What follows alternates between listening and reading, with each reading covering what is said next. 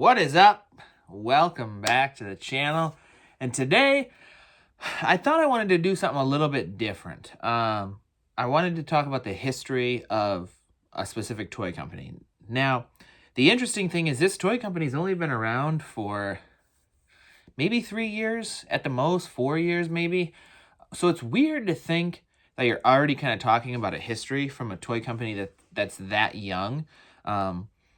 Because in a 4-year span, you can't really put out a lot of toys. I know 4 years sounds like a long time, but from the time you start becoming a company, it's probably about a year before you get your first set of product out. And then depending on how quick you're pumping stuff out, you may not have a lot of stuff in that 4 years because you've already lost a year from like opening your business to signing talent to signing, licensing agreements, all that kind of stuff, working with factories, things like that. So like, you kind of start in the hole already. And then when you're an independent toy company, a lot of stuff moves a lot slower because you're so small. You're not pumping out the units that like a Mattel or a Hasbro's pumping out. So it's interesting that we're going to talk about a history already when it's such a short-lived or a small, short life company so far. Now, the reason I want to talk about this is because there's been a ton of press, if you will, about this company. A lot of it being bad press, I will say, but in my opinion, I think this company is doing some things right. I think they're kind of righting the ship. I think they're doing a lot of things to try to better themselves, and I think a lot of that's going unnoticed, especially by some of the hardcore wrestling fans, because of some of the bad publicity that the company started with. So, I want to talk about the history of Rush Collectibles. Now, Rush Collectibles is a one-man company. They started, like I said, it was about 3 or 4 years ago, I want to say. So around that maybe 2021-ish mark or so. I apologize that I don't know the exact dates, but it was around that time frame. And they got into the retro wrestling figure line. Now I'll show you the first one here. This is Larry Zbyszko, but these are what I'm talking about when I say the retro wrestling figure line. They're based off of the Hasbro wrestling figures that are all right here for me. These figures came out in the late 80s, early 90s, and there's probably about 20 or so companies now that are recreating these figures because of the love and the nostalgia that those figures bring. For a lot of collectors, myself included, that is my second favorite toy line of all time, or if you want to say 1A, because the Galoobs over here are my favorite. The Hasbros were interchangeable with the Galoobs for me. They played well together. They were roughly the same size, and they were a good way to blend your WWE and your WCW guys back in the day. But yes, from a retro figure standpoint, those are the type of figures that I'm talking about. They're the ones that are based off of the original WWF Hasbro figures. Now, Rush Collectibles started with a Ringmasters set of wrestling figures.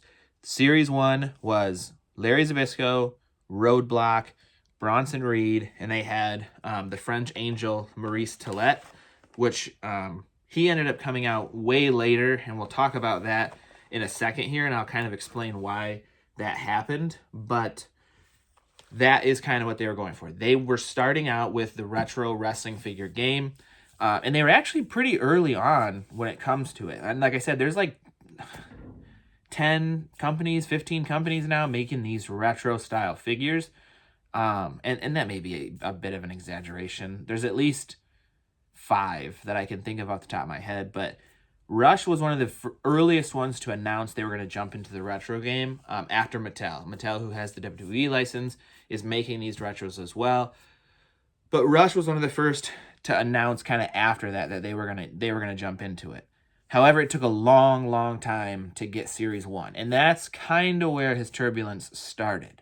So Rush started out, and one of his best friends is another toy company called Hastel Toys that also makes retro figures. The Hastel toy ones are up there. Those are the carded ones that I have right there that you can see. If you can tell, that's Mark Marrow and Men on a Mission's up there, things like that. But Hastel Toys also creates retro figures. Now, they both we're jumping in relatively around the same time, and Rush Collectibles decided to be a good friend to Hastel Toys and let Hastel use the factory first. So the factory did his figures first, and those figures actually came out before Rush Collectibles. Now, that was kind of your first issue. Now, I understand you want to be a nice friend. You did a good thing. Hastel Toys has come leaps and bounds too since the beginning, and they're making some great figures as well. I love that line myself. I have probably 90% of the line, and I'd love to get 100% of it at some point. But that's neither here nor there. When you're talking about a business, you have to put that business hat on, and making your consumers wait any longer than they need to is just a mistake. So that was the first thing that really turned fans off, is that the wait time for these was just astronomical. You're talking at least a year and a half, maybe 2 years since announcement, or from announcement of the figures to us actually having the figures in our hands. And that's just not a cool thing. Especially when you do a pre-order where you take the person's money right away. A lot of companies, you'll do a pre-order and then you don't pay until it ships. That's what I prefer. That's what places like Big Bag Toy Store does, Entertainment Earth, those kind of things. But those are way, way bigger companies that do a lot more money.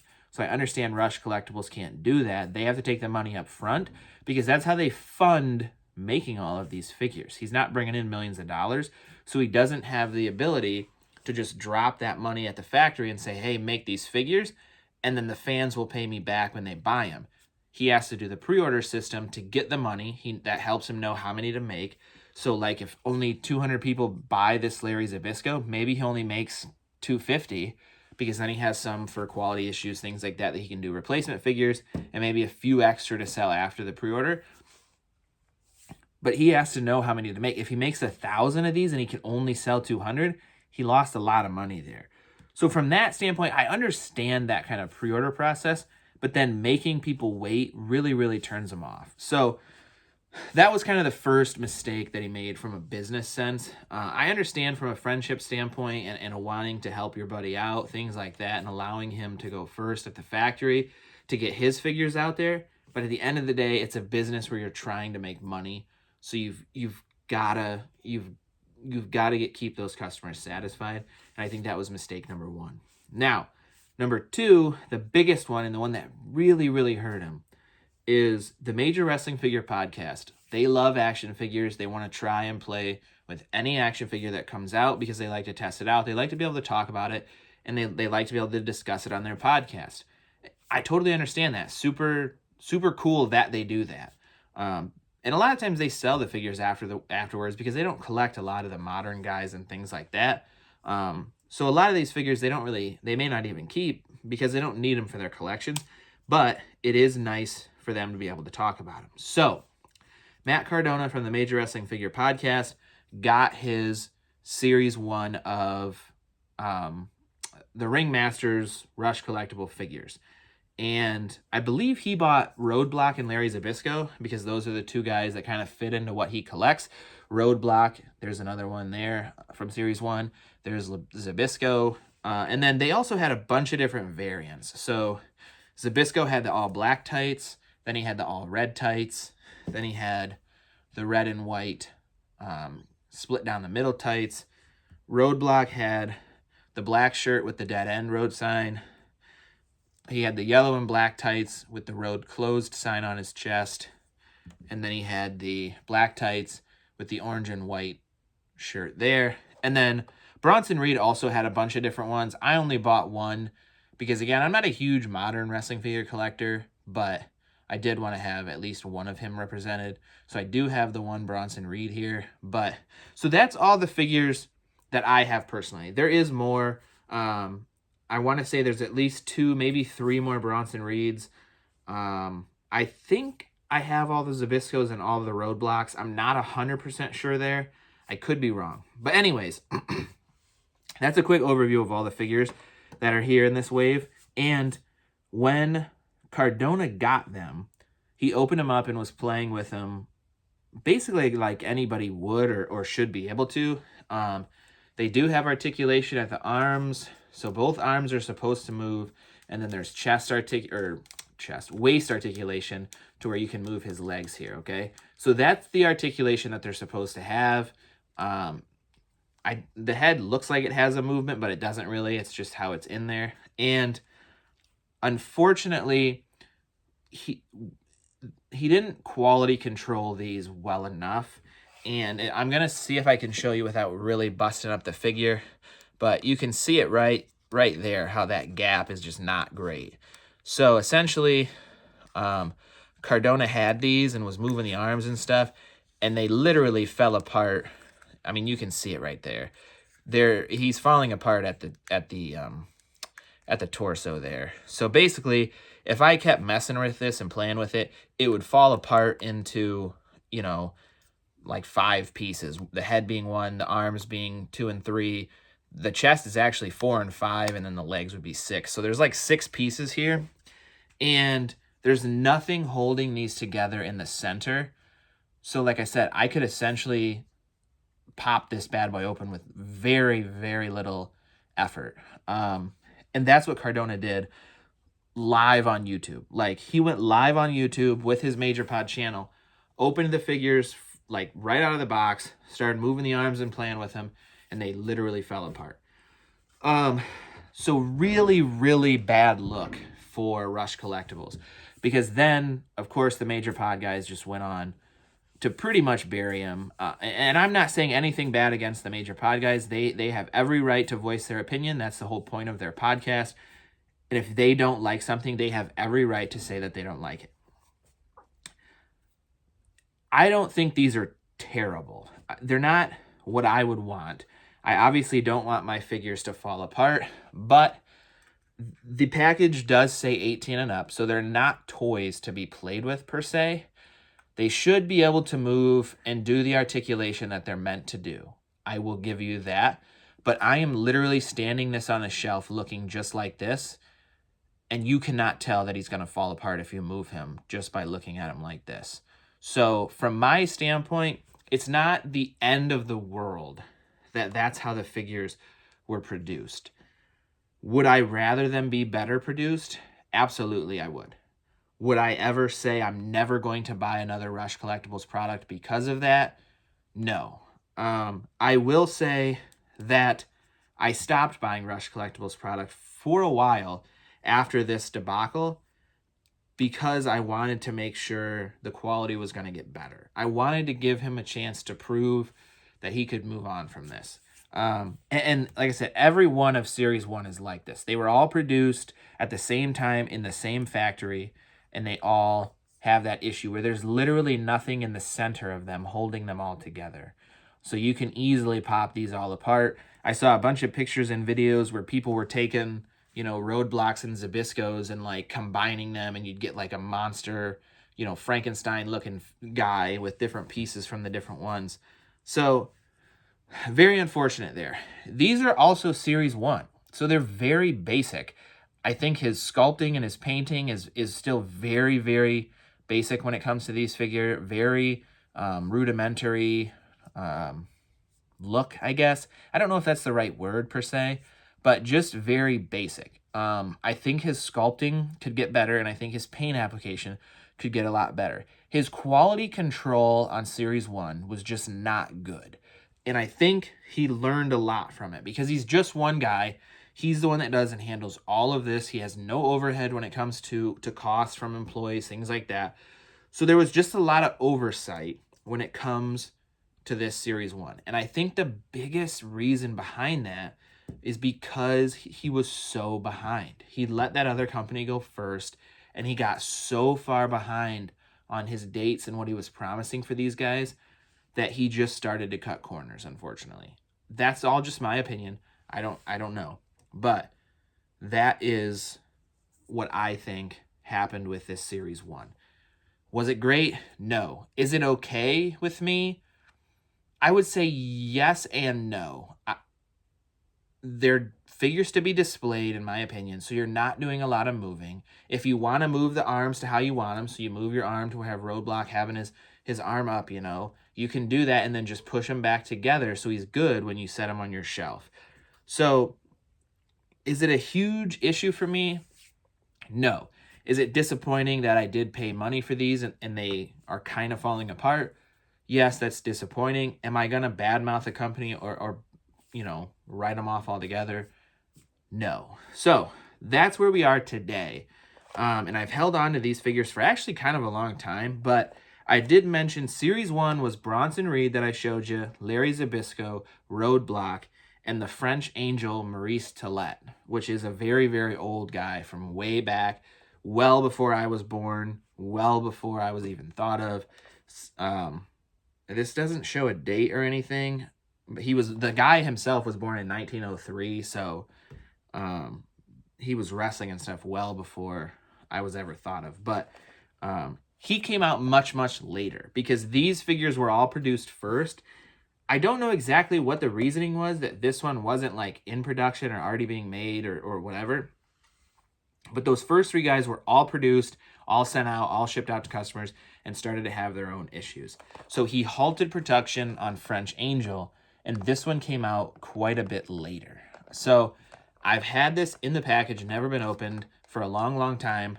And I'm going to pop it open right now and see what the differences are. See how he's improved.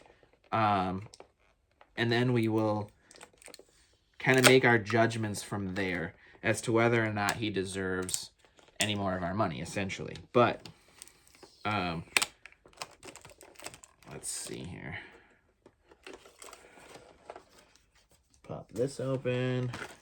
Get this guy out. All right, so first thing right off the bat, he is much heavier than these guys. These guys feel like they're hollow, essentially. I mean, you can tell there's nothing to these guys. Like, Roadblock is a chunky man, and, like, there is no bulk to this at all. And this one is already heavier. Like, you can already feel that there's more to this figure, okay? There's no seam at the shoulder, so the chest is all one piece. It looks like there's a seam there in the camera, kind of, but that is one piece. There's no seam there, essentially. He does have the same articulation, so he moves at the waist, and he moves at the arms.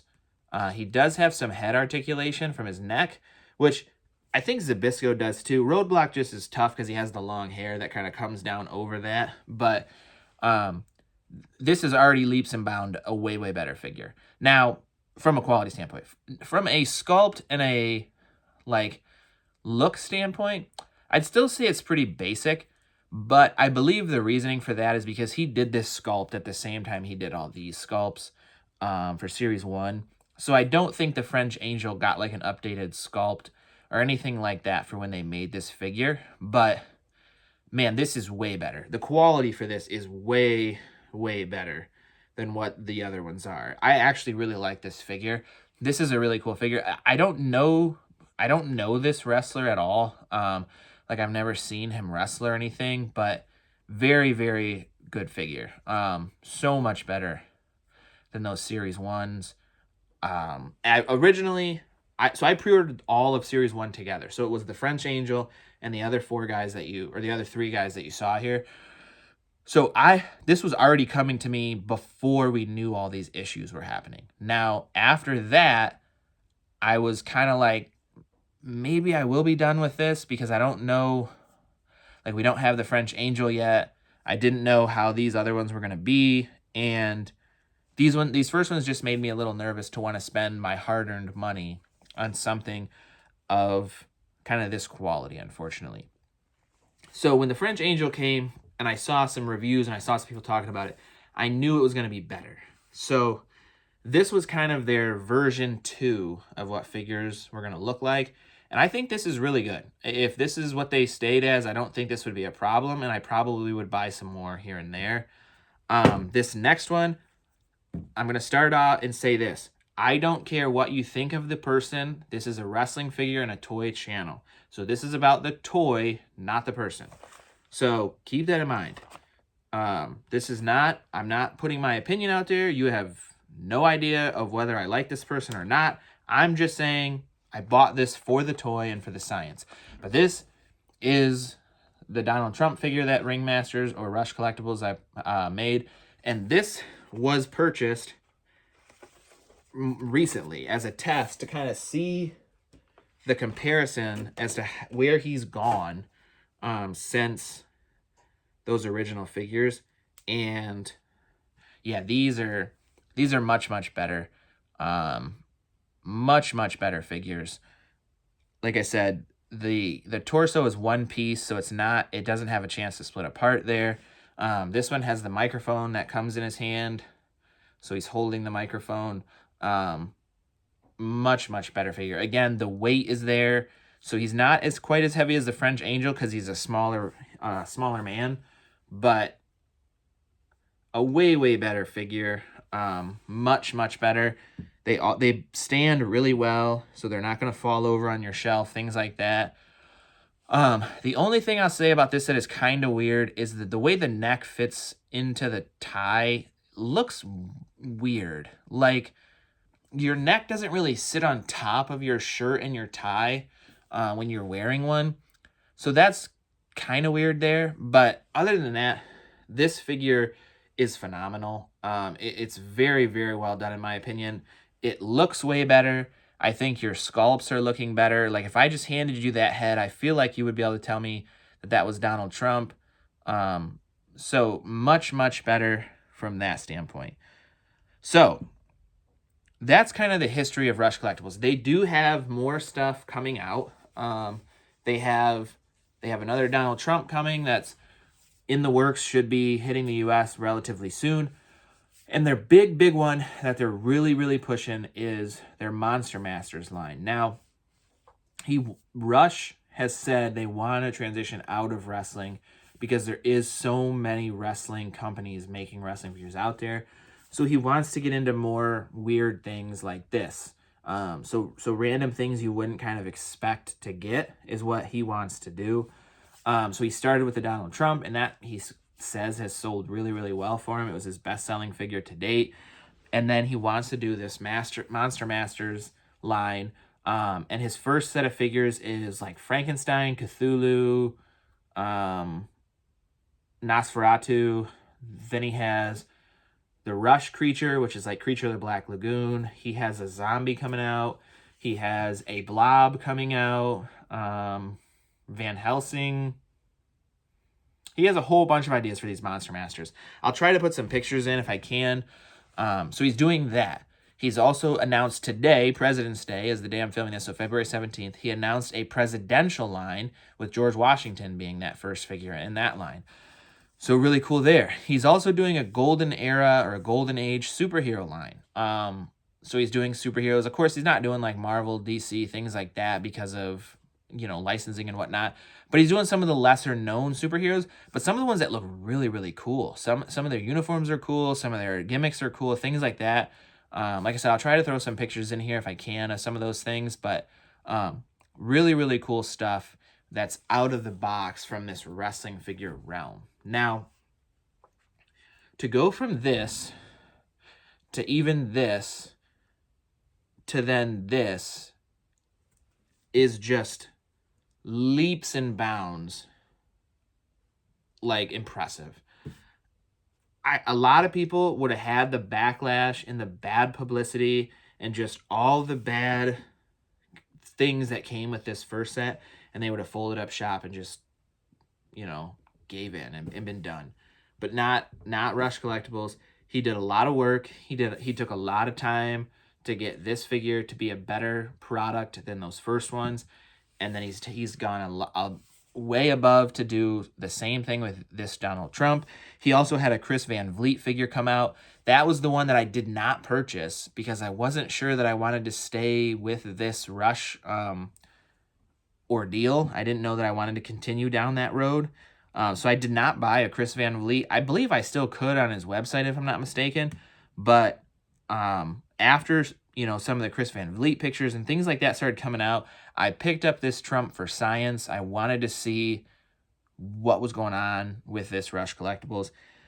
And from where I sit, I'm extremely impressed with this product. I'm super duper excited for the Monster Masters line. I did support that line, so I will be getting all of those figures. I'll do a review on the channel for sure because I definitely want to open those up and play with them.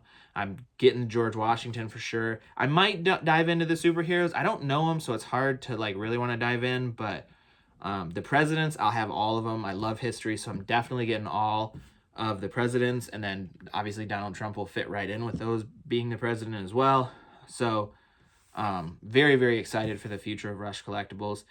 My hats go out to him. Like, I don't know that I would have stuck with this if I would have gotten the heat that he did from this series 1, and to turn it around the way he did has just been really, really cool. So props to him. I look forward to seeing what he does in the future. I hope more of his products continue to come out. He seems like he has really good ideas when it comes to stuff, at least that I enjoy. I really, really hope the presidential line does well. I think he's basing it off of that Donald Trump sold so well. And I think Trump has a lot of supporters just because of how he is. And I don't know that there's going to be as many history buffs out there that want the wrestling figures. I really hope that there is, because I want the George Washington. I want as many history figures as I can get because, like I said, I love history. So, but that's kind of been the history of Rush Collectibles, from the bad, ugly start all the way up to where he is now, where he's doing really, really well. It appears, I mean, obviously I don't know his business and know all that, but it looks like he's doing a lot better. So that's my take on the company. I never fully wrote him off. I did stop buying stuff for a while, but I always kept up on it. I always knew what was coming out. I always knew and listened to his updates. So I was always there listening. I was always there wanting to see what he was doing. And I would say I'm definitely back in on buying some Rush product. And I really think a lot of wrestling fans out there should be as well. Obviously, I know you may not be into monsters or presidents, things like that. But if he does, and when he does come out with more wrestling figures, I definitely think you should consider purchasing them. I think they are good quality and good figures. So with that, I'm going to head on out of here with this Rush Collectibles video, and I will see you in the next one.